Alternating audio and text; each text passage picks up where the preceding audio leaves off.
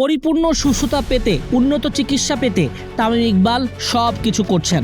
হ্যাঁ, যাচ্ছেন সিঙ্গাপুর। যেই সার্জন ডাক্তার মারুফ তার অপারেশন করেছিলেন এখনও তার মনিটরিংয়ে আছেন।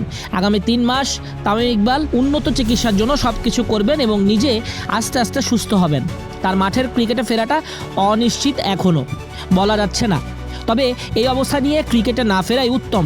বিশেষজ্ঞদের এমনটাই পরামর্শ, কারণ মাঠে নামলে ঘটে যেতে পারে অনেক ঘটনা। তাই তামিমকে সুস্থভাবে জীবনযাপন করতে হবে, দেখে শুনে পথ চলতে হবে। তামিম ইকবালের পরিবার এরই মধ্যে জানিয়েছে তারা সিঙ্গাপুরে যাবেন, তামিম ইকবাল যদি উড়াল দেওয়ার মতো বা ফ্লাই করার মতো সক্ষমতা অর্জন করতে পারেন। শুধু তাই না, তারা প্রয়োজনে বেটার ট্রিটমেন্টের জন্য ইংল্যান্ড, অস্ট্রেলিয়াও যাবেন, যেখানে তামিম ইকবাল গিয়ে বেটার চেক আপ পাবেন, সেখানেই চিকিৎসা চলবে তামিমের।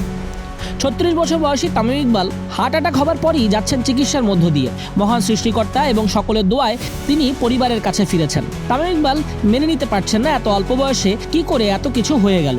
তাই মনকে সান্ত্বনা দিতে অর্থ খরচ হলেও তামিম ইকবাল দেশের বাইরে ছুটছেন। এখন দেখার অপেক্ষা সব শঙ্কা কাটিয়ে তামিম ইকবাল পরিপূর্ণভাবে নিয়ম মেনে জীবন চালাতে পারেন কিনা। তামিমের জন্য শুভকামনা তার ভক্ত ও সমর্থকদের।